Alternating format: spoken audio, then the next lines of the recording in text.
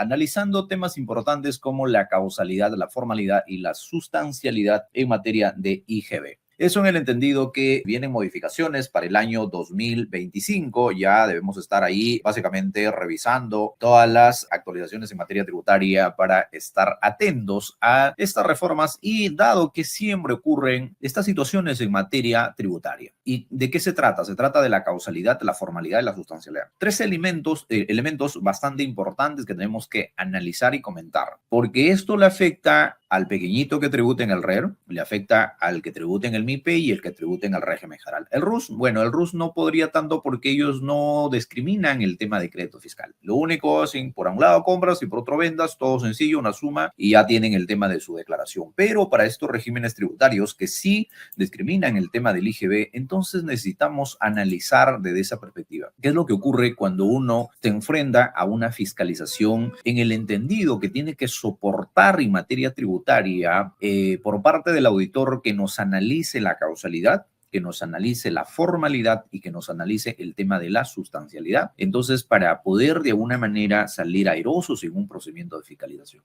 Eso es lo importante entonces en este escenario. Estamos hablando netamente de crédito fiscal. Estamos hablando netamente de ello porque se advierte que en la práctica a veces nos descuidamos. Estamos ahorita, por ejemplo, bueno, tengo mi CIRE, tengo mi PLE, bueno, como tengo ahí el tema de la discrecionalidad, pues no me preocupo en poder enviar la información a SUNAT, el registro de compras y ventas. No, tengo discrecional, al final la SUNAT no me va a decir nada. Y ese es un pecado terrible que podríamos cometer dentro del área contable. Es un pecado que no deberíamos perdonarnos porque esperar que venza el plazo máximo, a no ser que sea una causa no atribuible al contribuyente, lo que siempre he argumentado, para decir pues, ok, no hay problema. Pero estamos en una situación en la que si por mala suerte, ahorita por ejemplo, te cae una fiscalización y lo que va a ocurrir en ese escenario te van a requerir la información, sobre todo para que tú puedas soportar lo que corresponde pues a el tema de tu crédito fiscal que dices haber declarado en tu PDT C21. Y resulta que en esa situación usted no tienes cómo soportar evidencia en materia tributaria, básicamente para que puedas de alguna u otra forma decir, bueno, tengo el derecho a crédito fiscal. Y claro, a veces por desconocimiento nos amparamos simplemente en decir, bueno, señores SUNAT, ustedes han violado mis derechos, ya es un tema importante, entonces para poder argumentar de repente en sede administrativa, ¿no? Derechos constitucionales, que tú no puedes hacerme el reparo o emitirme resolución de terminación simplemente por una mera formalidad. Y esos son a veces los argumentos que se lleva pues o se trae a colación, en todo caso pues dentro de sede administrativa, ¿no? Que de alguna manera podría ser razonable, ¿ah?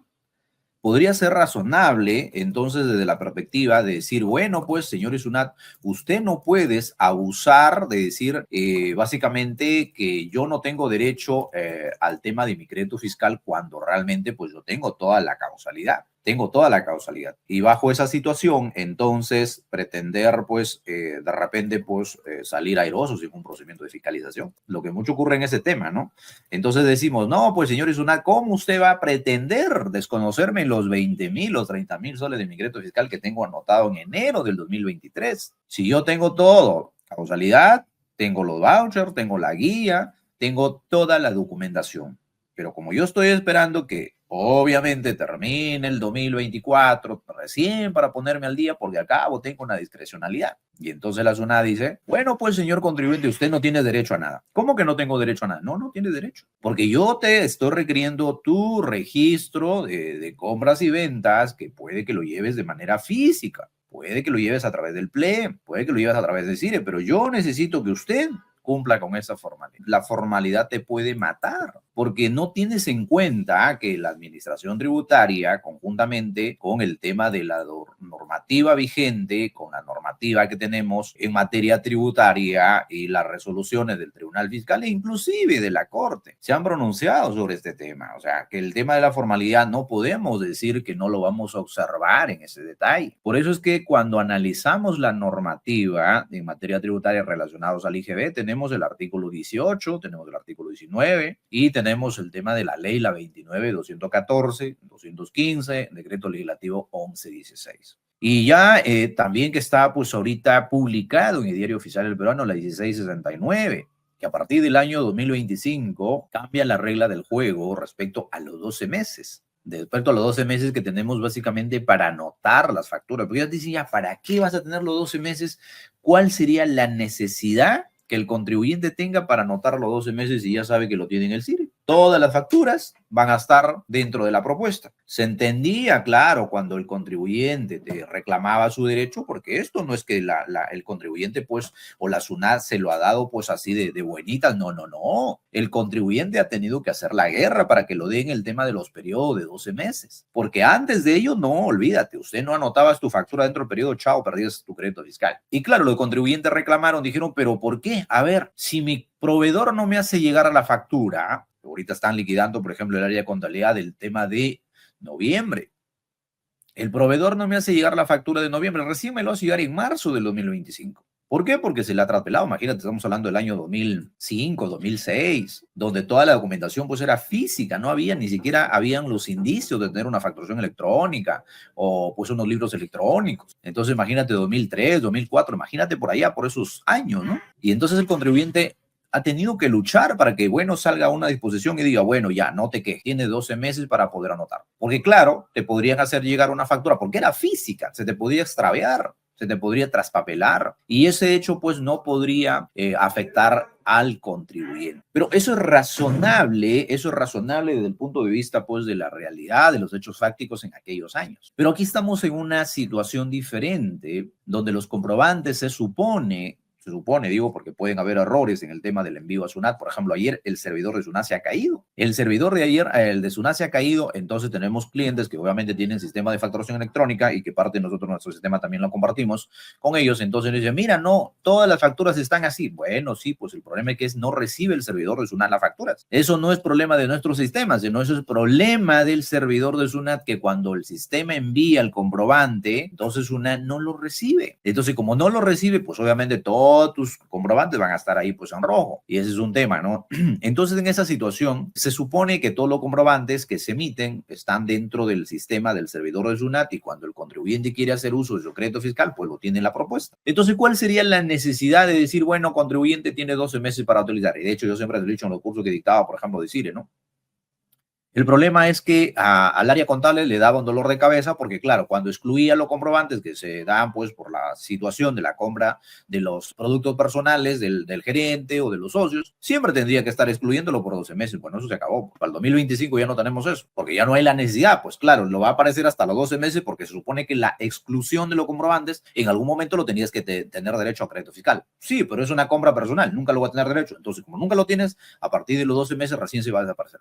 Oye, no sea malo, pues me va a dar una jaqueca porque todos los meses estoy excluyendo. ¿Qué sentido tiene, no? Sí, pues ese es el trabajo, ¿no? Entonces, ¿qué se le diga? Bueno, dile a tu gerente pues que no compre cosas personales que no lo sirve y que te va. Porque claro, estar excluyendo y si te equivoca por ahí le aceptas y ya tienes un problema en materia tributaria. Entonces, esa es la situación. Ahora, entonces, ¿qué tiene que ver este tema de la causalidad, la formalidad, la sustancialidad? En principio, cuando eso es un análisis de manera sistemática de las normas, para considerar como crédito fiscal, en principio tiene que pasar por la causalidad. O sea, la lógica de nuestro sistema, primero sea costo-gasto para luego analizar el tema de crédito fiscal. Eso significa que primero sea causal. El gerente general compra un carro para su uso personal. Viene la causalidad y dices, bueno, a ver, ¿cómo aterrizamos la causalidad en ese escenario? ¿El carro realmente lo necesita la empresa? No, no lo necesita. ¿Para qué va a querer la empresa si no solamente presta servicios y está frente a una computadora y frente a una cámara? Nada más. Para que se movilice el gerente, pues para que vaya a la oficina. Complicado poder demostrar la causalidad. Complicado para poder demostrar la causalidad. Entonces, si no se soporta el mayor análisis que no es una causalidad, o sea, no es necesario para el negocio, para que funcione el negocio, para generar renta, para mantener la fuente, como nos dice, o todas las normativas y teorías del impuesto a la renta. Entonces, ni siquiera me doy de repente el espacio para analizar, pues, el tema de la formalidad. Porque ¿qué sentido tiene analizar formalidad si ni siquiera pasa el primer filtro, que es la causalidad? Yo necesito, estimados amigos, que ustedes estas figuras lo tengan bien en claro realmente. Si no le entienden esta figura, en un proceso de fiscalización sencillamente van a ser reparados su crédito fiscal. Van a ser reparados su crédito fiscal. ¿Por qué? Porque si no siquiera no pasas el primer filtro, que es la causalidad, no puedes cómo demostrar la causalidad, peor vas a poder pues sustentar el tema de lo que se llama pues la formalidad. No puedes, porque recuerda que el artículo 18 de la ley del IGB recoge este escenario. Te dice, primero tiene que ser costo-gasto. Si no es costo-gasto, ni siquiera te preocupes por el resto. Ok, entonces si pasó el tema ya del primer filtro, que es básicamente el tema de la causalidad o la necesidad, la sustancialidad, pasa esos filtros, ahora sí, entonces vamos a analizar el tema de la formalidad. Y ahí viene el roce, viene la colisión básicamente dentro de la causalidad, dentro de la sustancialidad versus la formalidad. Viene ese choque de gigantes para decir, bueno, pues como yo he pasado el tema de la causalidad, he pasado el tema de la sustancialidad, lo que recoge el artículo 18, bueno, pues ya la tengo ganada, ¿no? Y como yo la tengo ganada, entonces, y aparte de ello, tengo parte de la formalidad, parte de esa esfera que me permite sustentar el tema de crédito fiscal. ¿Por qué digo parte de la formalidad? Porque yo tengo la bancarización, porque yo tengo la guía, me dejo entender, tengo toda esa formalidad que me establece para yo tener derecho a crédito fiscal. Pero lo que no tengo es el tema de la anotación de esas operaciones dentro del registro de compras. Entonces, cuando yo voy a una fisca, entonces la SUNAT me dice, ok, está bien, tu gasto lo pasaste, lo primero filtro. Pero ahora, ¿cuál es la consecuencia? La consecuencia es que tú nunca la has anotado pues, dentro del registro de compras. Y sabemos que hay de manera taxativa, de manera expresa, de manera señalada, proscrita en la norma, que en esa situación nosotros no podemos pretender sustentar créditos fiscales si no la tenemos anotada en el registro de compras, esas operaciones. Oye, pero yo lo hice fuera de plazo. Bueno, también establece la disposición que sí, lo puedes hacer fuera de plazo, pero la regla está antes de que te puedan fiscalizar la SUNAT, mejor dicho, antes que te requieran. Si la SUNAT te requiere de acuerdo al 104 al 106 del Código Tributario, eso significa que almacenan en la notificación el buzón electrónico, estás muerto, porque aunque tú lo regularices, ya no tienes derecho. Y ahí viene la gran discusión, ¿no? Si realmente se debería desconocer el crédito fiscal simplemente por una mera formalidad, que es el tema de la anotación de la compra dentro del registro. Y esa es una pregunta que debemos aclarar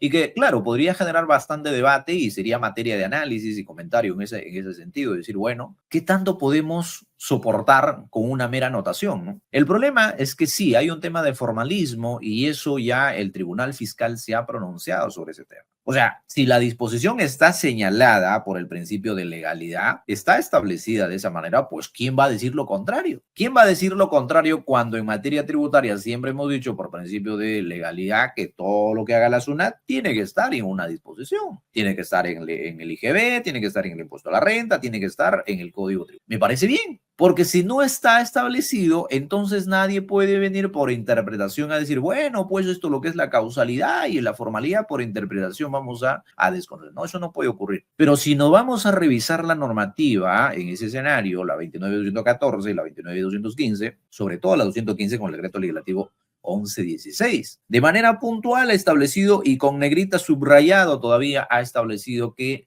la anotación es vital para tener derecho al crédito fiscal. Entonces nosotros, ¿cómo podríamos cuestionar ante un requerimiento de transporte, empresas comerciales, empresas industriales? Entonces han sido fiscalizados por la SUNAT. El contador presentaba el libro dentro del requerimiento, decía, bueno, pues acá está mi constancia del PLE. Pero esa constancia de PLE dice que ha sido presentada a la SUNAT después del requerimiento de la fiscalización de la SUNAT. Y claro, vienen los abogados en esa línea, no problema, lo ganamos al Tribunal Fiscal. Bueno, pues ¿cuál es la porcentaje que yo siempre digo que pueda ganarlo? Y hay que revisar jurisprudencia en ese caso. Cuando viene un caso en ese sentido, nosotros somos claros en decirlo, mira, Tribunal Fiscal no te va a dar la razón, ni hablar.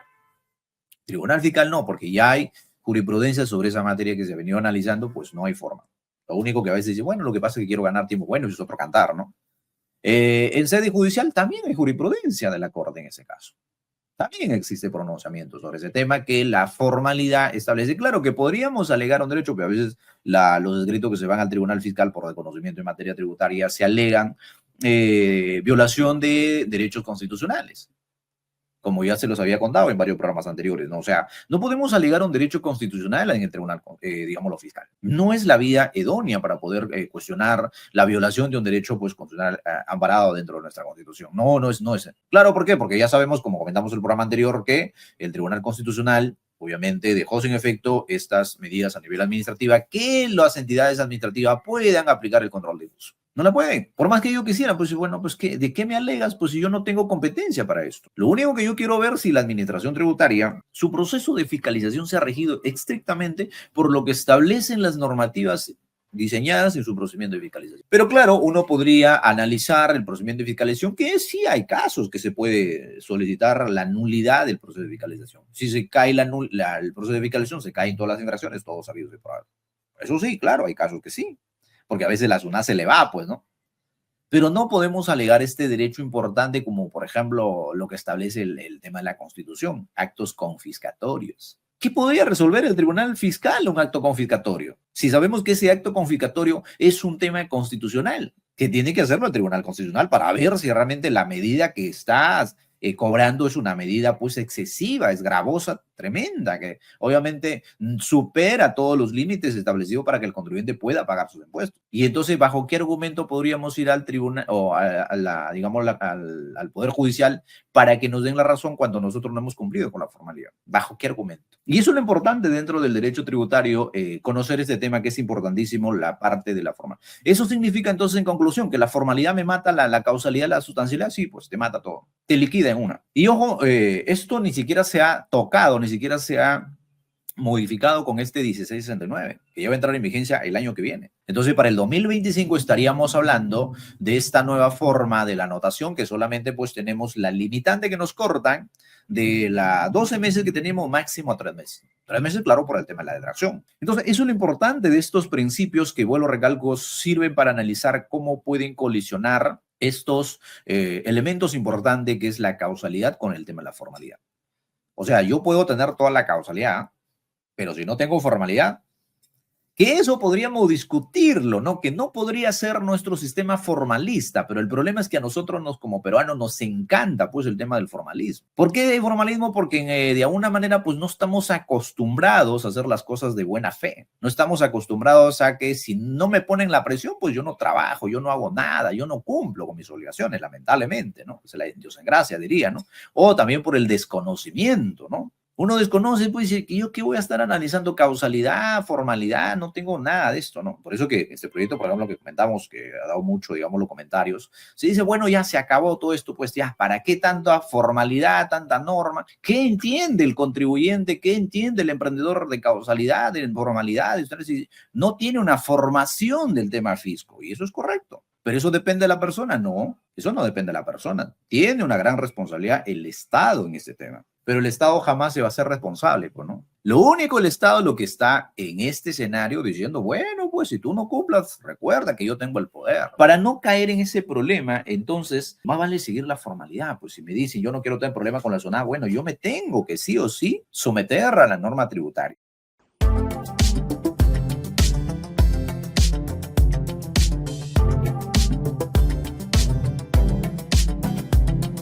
Suscríbete a nuestro canal de YouTube, es gratis, así no te pierdes ningún programa, porque serás notificado cuando salimos al aire.